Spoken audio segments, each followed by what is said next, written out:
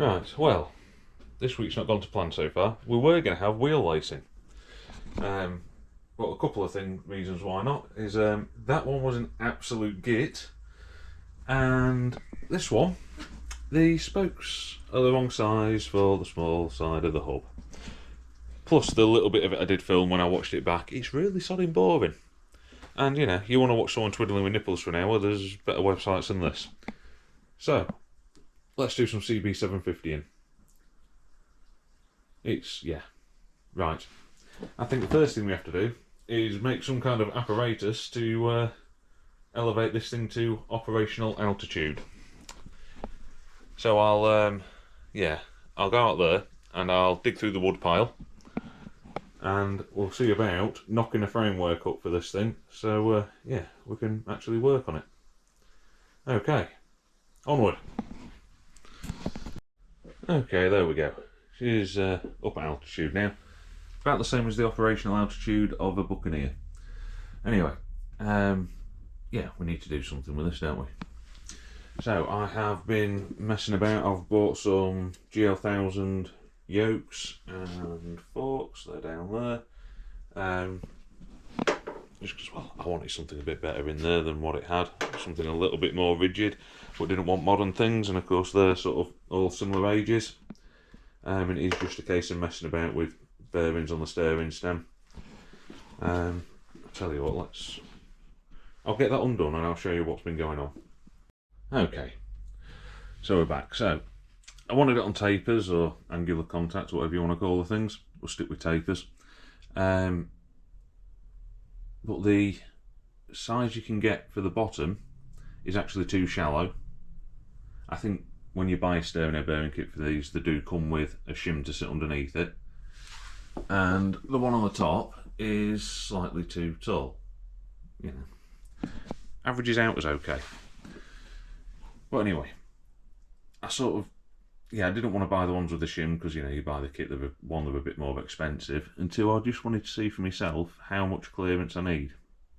So I started with that bearing quite high up and sort of tightened it down until it was at height that I liked, and I had a full thread on that, you know, all the way up to the top of that nut.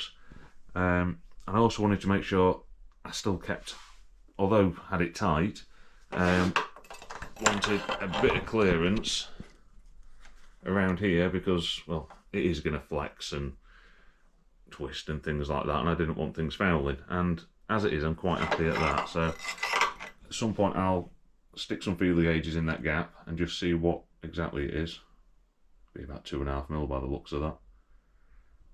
I might even cheat. I might not use feeler gauges. I might use drill bits. Because you need a lot of feeler gauges to get to 2.5mm with the sets I've got. So anyway, yes. So we'll find something to actually put under there that can stay in, so we can tighten it all back up, and then we'll see about putting some forks in. I've got a set of 18-inch wheels for it, painted different colours. That's the rear one with a, unfortunately, a rather oversized tyre. Being an older tyre, an old MT-08, even though it's oversized, it actually sits quite nice. You oversize a modern tyre that much and it just sits awful. I'm not sure with that wider tyre on though if it'll fit in my swinging arm or not. Who knows? And yes, different colour, same spoke pattern. We've got a front one. So that's a 215/18 or WM3, and that's a 300/18 or WM5, depending on, you know, whether you use old money or even older money. So yeah, right. Let's see about putting a few. I'll sort out something to space that bearing with, and we'll start putting a few bits on and mocking a couple of bits up and see how it sits. Okay, well that's straightforward enough, isn't it? I just cut some little shims to put under that bearing. They are the cheapest, nastiest ones I could find, because I've got no intention of riding the bike with them in there. But this thing's going to be together and apart and together and apart lots and lots while we're building it, and at some point the frame's got to go and get, well, I presume blasted. I might clean it up by hand, we don't know. But anyway, needs painting and everything, so yeah, cheap nasty bearings for now. For now, yeah, you know what temporary is like round here. Yeah, it's a little bit, if it ain't broke, don't fix. So but anyway, yes, forks are in. Seem okay. Got a spindle down here. Unfortunately, I think that space is stuck fast. I presume it's meant to move. There is a little gap down here, and cleaned it up, and it doesn't look like it's part of the spindle. It looks like it should move.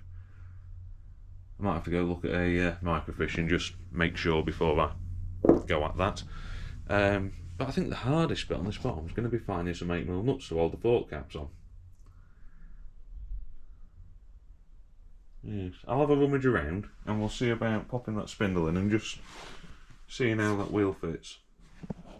One of the reasons for selecting these, as well as the size of them, is the standard bearing size in the front is the same as the old Hondas. So I don't have to mess about with things like that. I just have to make a couple of spaces up either side. Well, that is providing the fit well within the forks.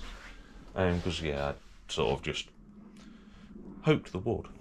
Educated guess. Anyway, right, I'll see if I can get them in. Onward. Okay. So we've got a wheel in. Obviously it's nowhere near where it's meant to be. We've got a giant gap this side, small on this side. So regardless of whether that space is meant to move or not, it's going to have to. And then, yeah, I'll take the speedo drive bits out of here. We'll make a spacer for that side. That's not really going to be much of a problem. Need to find some brake discs for it and decide what calipers I'm having on there. And then I'll have to make some caliper mounts of some description. Quite like the thought of putting some Girlings on it, really. You can get at the minute, I presume the knockoff ones, maybe made under licence, but brand new Girling calipers, the post piston ones. They're not mega out of the way on price either. No, so that looks like it anyway. That looks like it's going to be sort of nice and feasible and not too big a deal to make it going. So maybe have to have a look at the other end of the motorcycle. What I did notice was this back wheel I bought. Someone's been cocking about with the spacers and they are properly stuck fast. So I might have to have a look at that first, and then we'll see how we go. Now I know actually no, we're not going to be able to. Yeah, think about the job. These are on a 17mm spindle. They're on a 20. I suppose we could push it in and just see if it's worth trying to do it with, or do I start measuring up and order some chromoly tube and a bit of plate and just make a new swinging arm.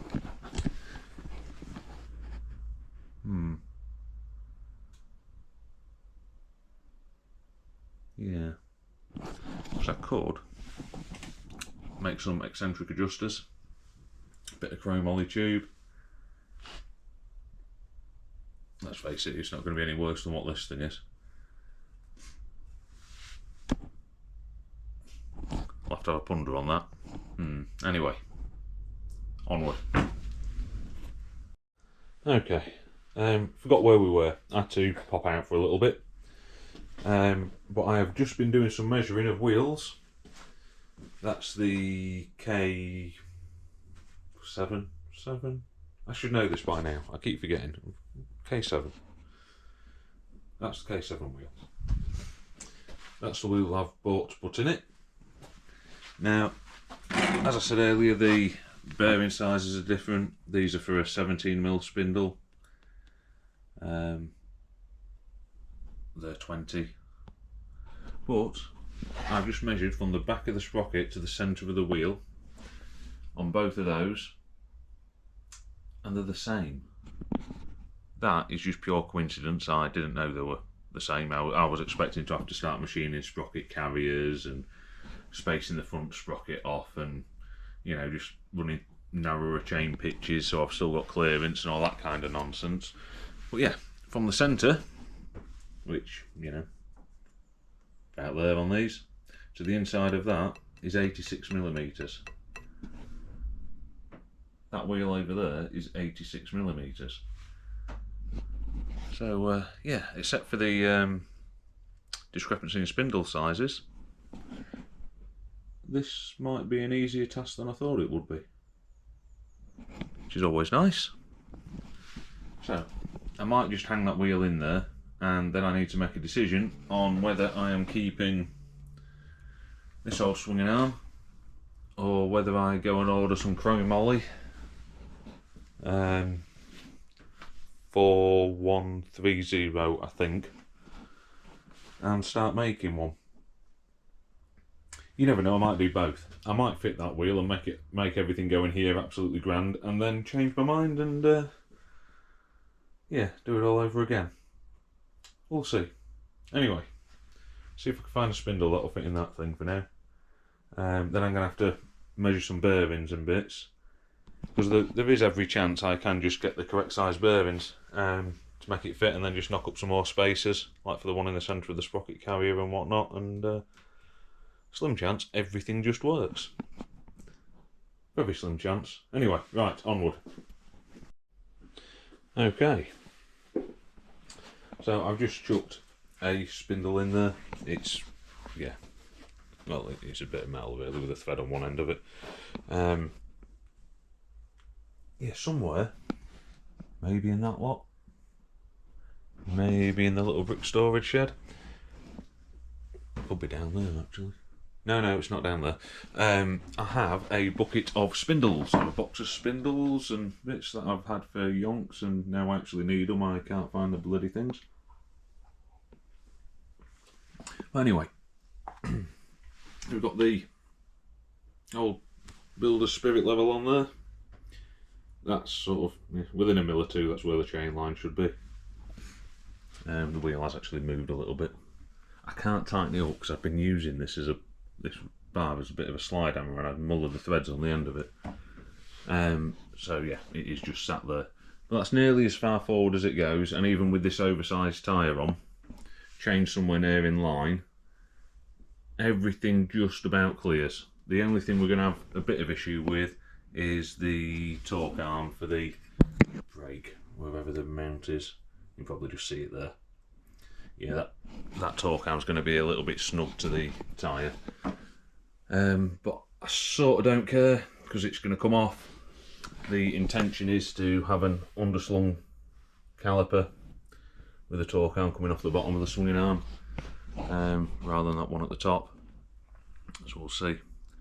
But yeah, I think if I can make this wheel sit in nicely, just by messing about, swapping bearings and machining a few spacers, might just keep this swinging arm for a little while.